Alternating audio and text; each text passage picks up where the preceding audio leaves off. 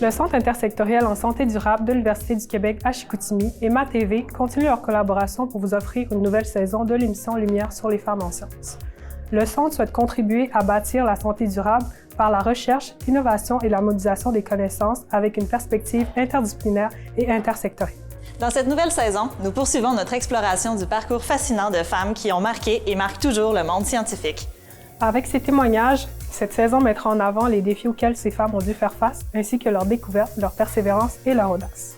Issues de domaines variés, ces femmes sont des leaders et des modèles qui apportent une diversité nécessaire à la recherche. Rejoignez-nous pour découvrir l'impact de 5 femmes exceptionnelles. Bon visionnement!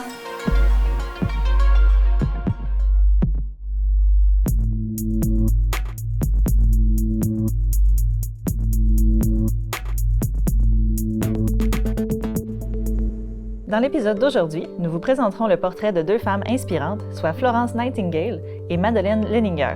Mais d'abord, nous vous présenterons une entrevue avec Émilie Hudon, professeure chercheuse à l'Université du Québec à Chicoutimi. Dans le cadre du projet Lumière sur la femme en sciences, nous avons le plaisir aujourd'hui d'accueillir une femme très inspirante, j'ai nommé Émilie Hudon. Émilie Hudon est une docteure en sciences de la santé, concentration sciences en soins infirmières. Alors bonjour Émilie. Bonjour. Alors, qu'est-ce qui vous a poussé à vous intéresser par la suite à la périnatalité et à prendre soin des personnes en situation de vulnérabilité? Bien, il y a 2 éléments. En fait, si je vais grosso modo, ce qui m'a motivée initialement là, pour suivre la recherche, pour poursuivre cette carrière-là à l'Université du Québec à Chicoutimi, à l'UQAC, c'est d'abord la curiosité. La curiosité d'en apprendre davantage, d'avoir des questions cliniques, puis de pouvoir avoir une réponse, parce que ça vous est probablement déjà arrivé, mais dans les milieux, ce qu'on voit des fois, c'est qu'on arrive à une situation clinique, on demande pourquoi c'est comme ça, puis la réponse, c'est parce que ça a toujours été comme ça. Fait que c'était un peu une façon d'aller chercher des réponses. Ça m'a motivé finalement la recherche à... c'est moyen finalement d'avoir une réponse aux questions, puis oui, la démarche derrière tout ça. Puis où est-ce que ça part aussi, tout mon intérêt pour la périnatalité et les contextes de vulnérabilité, ça vient de ma profession finalement. Donc dans mon cheminement, mon parcours, j'ai travaillé en soins maternels infantiles, puis la clientèle à laquelle j'étais confrontée, oui, il y avait des personnes sans contexte de vulnérabilité, mais les personnes qui avaient des contextes de vulnérabilité, souvent, il y avait des enjeux face à bien répondre à leurs besoins, d'être capable d'offrir des soins qui étaient soit être impliqués, d'avoir des enjeux au niveau des connaissances, est-ce qu'on a tout ce qu'il faut? Fait que c'est un peu de là que c'est parti, puis mon intérêt pour pouvoir améliorer la qualité de ces soins-là. Nous aimerions savoir quel est votre cheminement scolaire aussi. En fait, certains diraient que c'est un parcours atypique.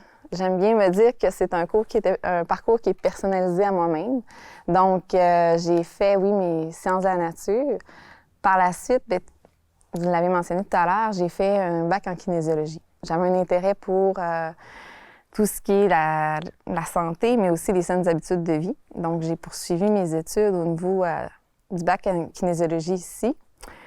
Une fois terminée, j'avais le désir de poursuivre, j'étais embêtée, puis les possibilités étaient encore nébuleuses. Comme la portion recherche, bien pour moi, c'était pas encore clair comment ça allait être quoi la maîtrise, puis j'avais encore des interrogations, puis j'étais embêtée aussi vers est-ce que je veux rester dans ce domaine-ci. Finalement, j'avais besoin d'avoir des soins directs, d'offrir, de sentir que je prenais soin des personnes, puis c'est ça, j'ai été fortement influencée par mes parents. Les 2 étaient infirmiers, donc finalement, c'est la branche que j'ai choisie. Puis j'ai décidé de poursuivre finalement aux sciences infirmières. Puis à ce moment-là, après la première année d'études, j'ai eu une opportunité. C'est une professeure du module qui était venue nous voir, puis elle m'avait offert « Veux-tu une bourse de recherche? » Puis c'est comme ça vraiment que ça a décollé mon intérêt pour la recherche. Elle a réussi à captiver mon intérêt en m'impliquant sur un projet où je participais à toutes les étapes, tout ça. Donc, après avoir fait ce stage-là, elle m'a continué à me donner des contrats jusqu'à la fin de mon baccalauréat. Puis, Bien sûr, à la toute fin, elle a dit « Est-ce que tu veux poursuivre? » Puis elle m'a proposé un projet. Il y en a que des fois, de se faire offrir un projet, il y a des avantages et des inconvénients. Pour moi, c'était vraiment la meilleure option. Je trouvais que ça cadrait. Vu que tout était encore nouveau. Puis j'ai poursuivi à la maîtrise et doctorat finalement par la suite. Quels sont ces obstacles qui vous ont permis à façonner votre carrière? Je dirais que d'abord, il y a une particularité dans ma discipline. C'est que quand même, déjà là, il y a du travail qu'on voit qui est fait, dans la mesure où, si on regarde d'autres disciplines, je ne sais pas, les génies, on va parler des personnes ingénieurs, mais de notre côté, il y a quand même déjà dans la formulation, la terminologie qui est utilisée pour parler des infirmières, des infirmiers, il y a déjà au niveau d'une écriture épicène, des démarches qui sont faites qui sont quand même pour rendre ça un peu plus, on peut dire, inclusif, finalement. Fait que déjà là, il y a des éléments qui sont mis en place pour réduire les écarts. C'est sûr qu'au niveau des obstacles que j'ai pu rencontrer, c'est pas majeur. C'est plus des éléments mineurs parce que je pense qu'il y a beaucoup de travail qui est fait dans la société actuellement, des changements au niveau des visions puis des paradigmes, mais ça demeure pas moins que c'est peut-être plus subtil, un peu plus. Les enjeux comme, par exemple, la façon que c'est adressé, des lettres, par exemple, ou des documents officiels ça peut arriver qu'on va mettre, si on est dans une équipe composée d'hommes, de femmes, ça peut arriver que oui, les hommes vont être mis de l'avant en premier plan.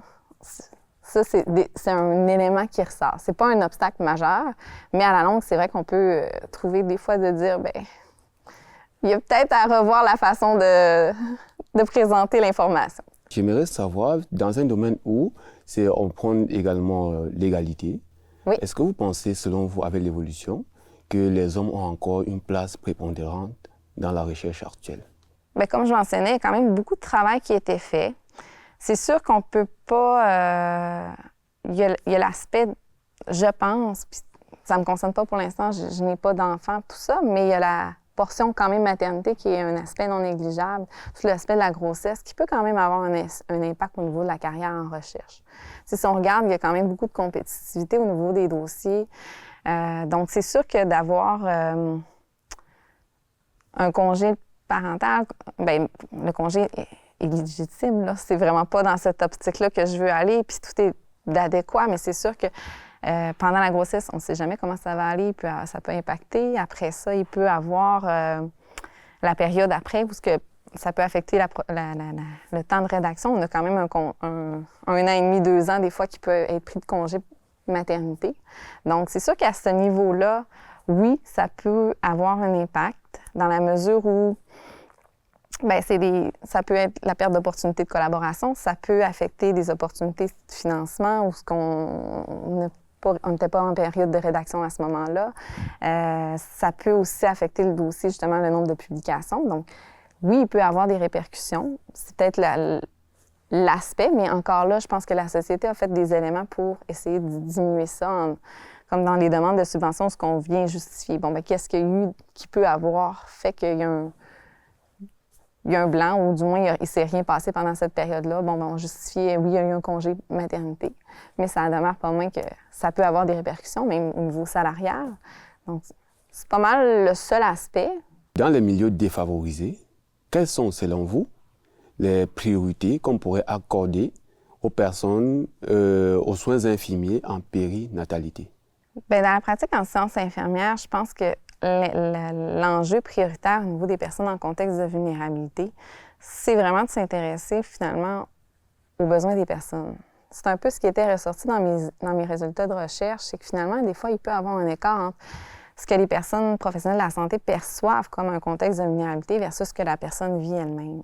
Fait que je dirais que la priorité, c'est de rester centré sur la personne finalement, de continuer d'avoir une vision holistique, mais d'être centré sur la personne, de dire, c'est avec elle qu'on va bâtir un plan d'action, une intervention. Donc, c'est un peu ça aussi que la recherche, je pense qu'elle est nécessaire de continuer à aller en ce sens-là pour mettre de l'avant l'importance d'impliquer les personnes en contexte de vulnérabilité, de trouver des stratégies pour qu'on soit centré sur ces personnes-ci dans nos approches, puis de trouver des stratégies pour leur donner une voix aussi. Parce que c'est pas parce qu'on dit qu'on va impliquer une personne dans les soins qu'elle sait nécessairement comment le faire, la personne. Donc, encore là, il y a un accompagnement aussi qu'il faut qu'il soit fait pour qu'on leur donne cette possibilité-là. Considérant que la recherche évolue de façon exponentielle, quelle est, selon vous, cette contribution dans le domaine de la recherche, dans le contexte des soins des personnes en situation de vulnérabilité? En fait, la contribution, finalement, puis c'est un peu ce que j'espère, finalement, avec la recherche, ce que je réalise, c'est d'améliorer la qualité des soins. Puis, pour ce faire, ça peut être, oui, il y a différentes façons de le faire. Dans mon cas, c'est plus passé au niveau de la formation, finalement, des personnes professionnelles de la santé, de mieux les outiller. Donc, si je peux donner un autre exemple des travaux de recherche qui sont en cours au niveau des personnes qui sont, encore une fois, en contexte de vulnérabilité, au niveau de la santé reproductive, tout ce qui est l'accompagnement pour juste le fait ne pas avoir des enfants, puis est-ce que il y a des enjeux reliés au contexte parfois qui va faire que certaines personnes professionnelles de la santé peuvent avoir un impact finalement sur la décision. Des personnes en soulevant finalement des caractéristiques liées au contexte, puis on peut dire dirigeant un peu la décision d'une certaine façon, ou du moins en l'influençant. À ce moment-là, c'est sûr que si on outille mieux les personnes pour être en mesure d'accompagner les personnes en contexte de vulnérabilité, je pense que c'est une clé. Fait que nous, c'est un peu vers ça qu'on se dirige. Justement, on est dans le processus de développer un microprogramme pour cette clientèle-là, en fait, et un microprogramme interdisciplinaire. Donc, autant kinésiologie, physiothérapie, sciences infirmières, ça peut être même travailleurs sociaux, pour finalement mieux les outiller à accompagner les clientèles en contexte de vulnérabilité, à être plus centré finalement sur la personne, centré sur leurs besoins pour être capable finalement d'améliorer l'expérience de soins de cette clientèle-ci, qui continue à utiliser les services parce que c'est important aussi. On sait que le fait d'avoir des contextes de vulnérabilité est associé au fait d'une consultation tardive au niveau des soins de santé. Ça peut être amené aussi le fait de ne pas participer aux soins ou du moins quitter finalement les services. Fait qu'on veut préserver cet aspect-là, d'où l'importance d'avoir une belle expérience de soins.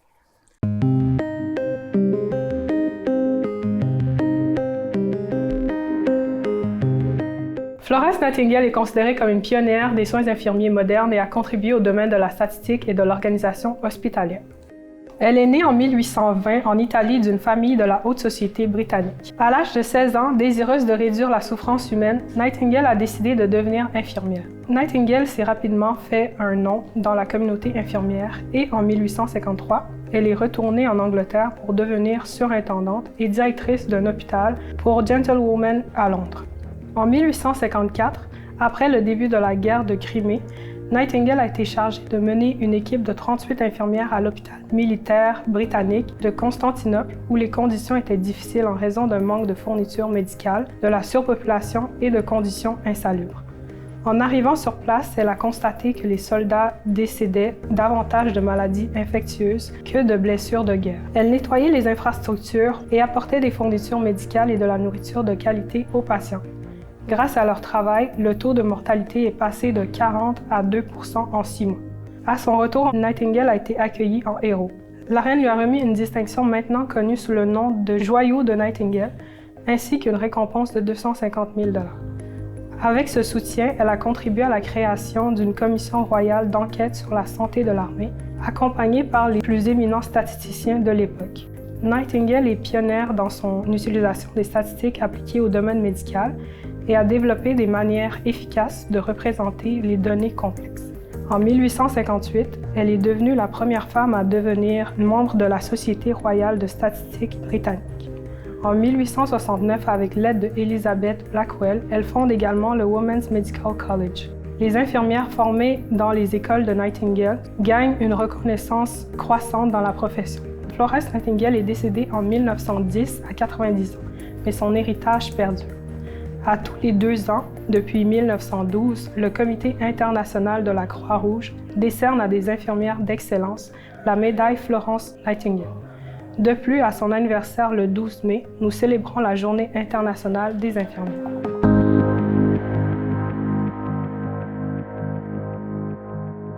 Vous êtes chercheuse associée au Centre intersectoriel et en santé durable.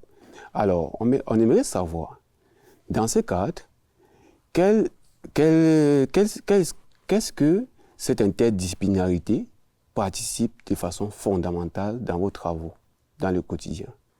Bien, je dirais même au-delà de même l'interdisciplinarité, en fait, le Centre intersectoriel de santé durable a quand même une mission qui cadre quand même bien, qui s'aligne parfaitement finalement avec mes travaux de recherche, dans la mesure où, oui, il y a l'aspect interdisciplinarité, où j'essaie d'aller collaborer avec différentes personnes professionnelles de la santé, notamment comme le micro-programme en est un exemple, oui, j'ai un de mes collègues qui est co-chercheur avec moi, Yann Zoldan, en psychologie, mais on veut aller chercher des expertises en sexologie, par exemple, en travail social. Donc, on veut essayer de diversifier puis d'inclure différentes visions dans ces projets-ci, mais aussi, un autre aspect fondamental, c'est de l'aspect intersectoriel qui vise aussi le 6D. Donc, d'aller au-delà, finalement, de l'Université du Québec, à Chicoutimi même, c'est d'aller vers des organismes communautaires. Donc, on a plusieurs partenariats avec des organismes,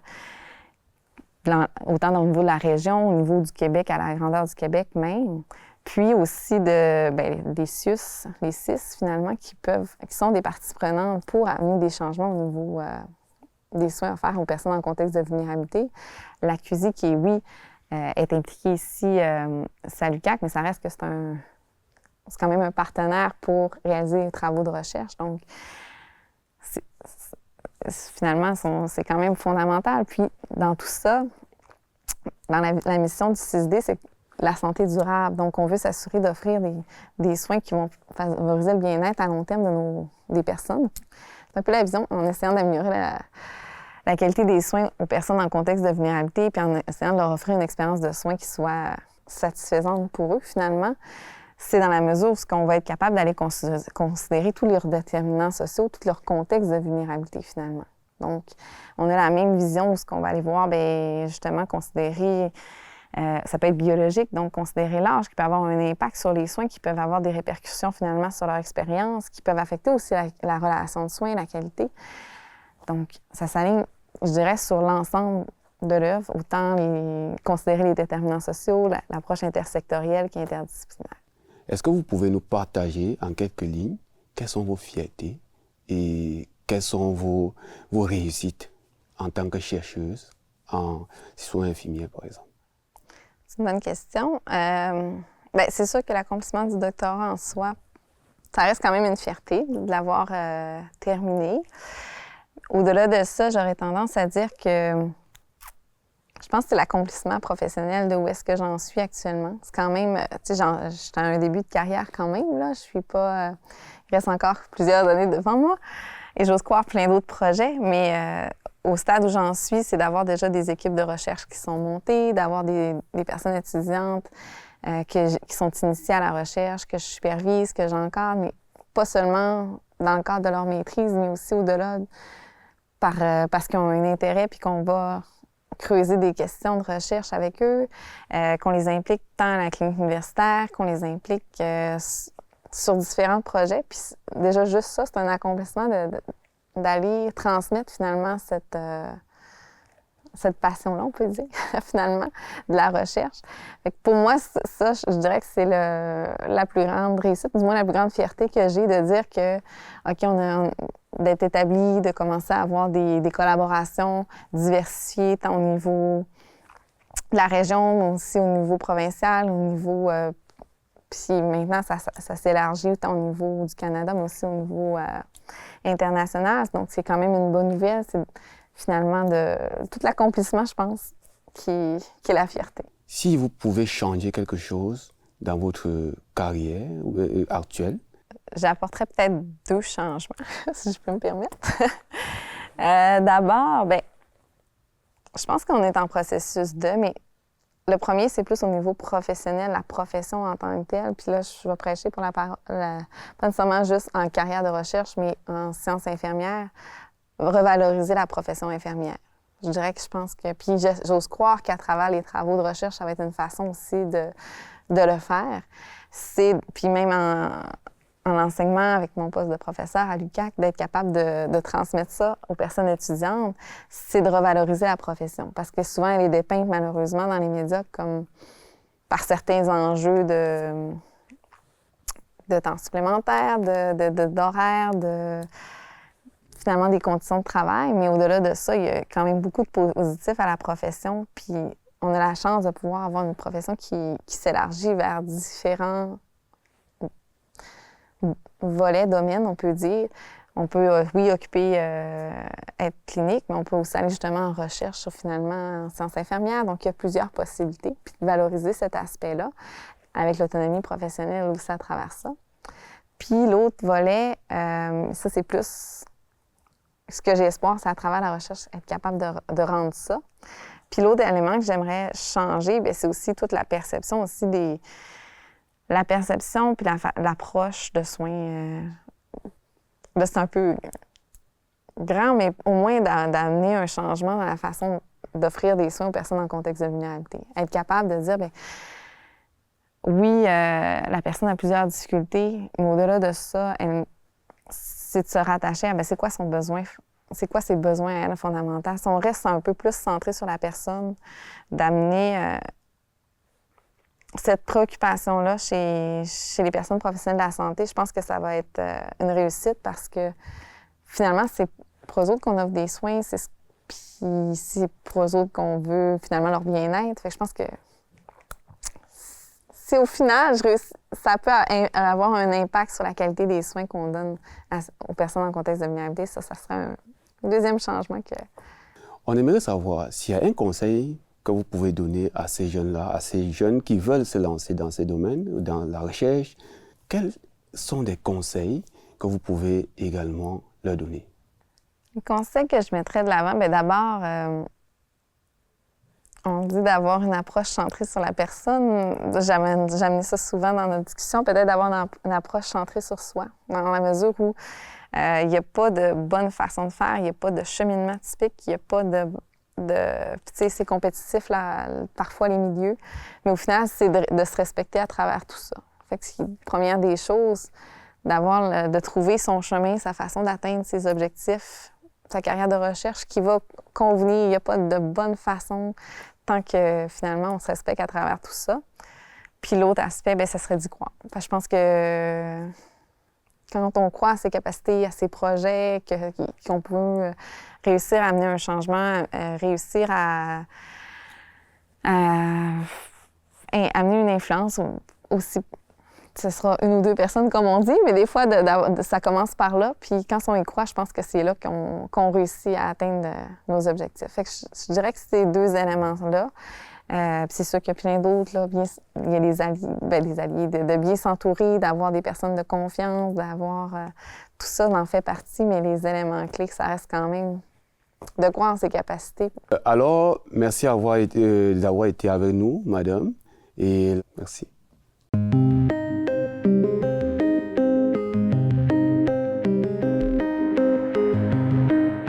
Madeleine Leninger est une infirmière et anthropologue américaine qui a développé la notion des soins infirmiers basés sur la culture.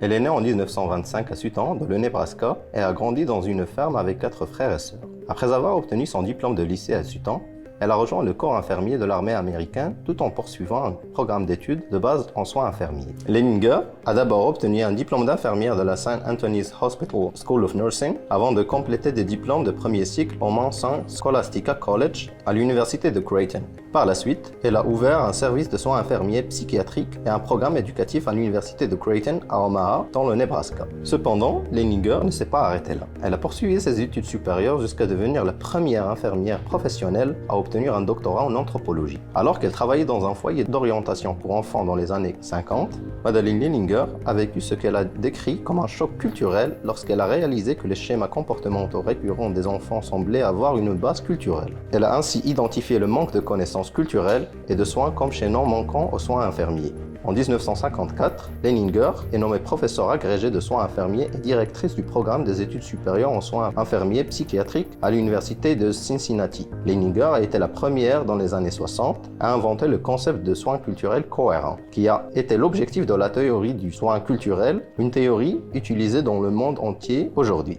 En tant qu'infirmière anthropologue pionnière, Leninger a été nommée doyenne de l'école d'infirmières de l'Université de Washington en 1969.